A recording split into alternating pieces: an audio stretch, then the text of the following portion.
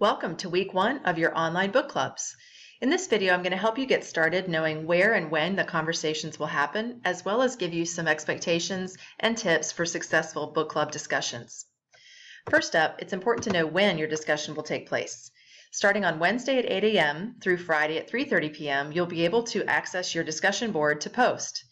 That means that if it makes sense for you to do it during your regularly scheduled class period, you can, but you don't have to.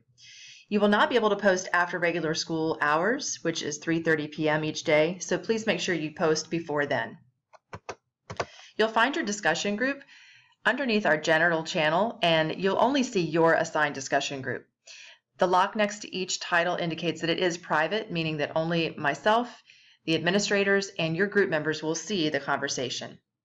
In the directions, for full credit, you must initiate at least 2 original posts as well as respond to 2 group members' posts. This is just the basic level of participation to get credit. As you're reading, I'm hoping you're noticing interesting quotes, writing down some questions you want to discuss, as well as noticing important signpost moments. In this sample conversation, I've shown you what it looks like to initiate a post by sharing an interesting quote from the Trevor Noah book on page 54. The next post is representative of a response to that. Once you've had some conversation about an original post and you're ready to move on, initiate a new thread. You can also @mention someone, especially when the post starts to get cluttered and you're wanting to address somebody's specific question that maybe is further up in the conversation. Remember to participate thoughtfully. It's okay to use the emojis to react to a post, but just know that you won't get credit for an actual response by doing that. Questions are expected and welcome in an online discussion, but if you don't know the answer, don't type IDK. It's always a good rule of thumb to think before you post. And as you can see by Ms. Jackson's reaction in the bottom right-hand corner, it's always important to proofread your post.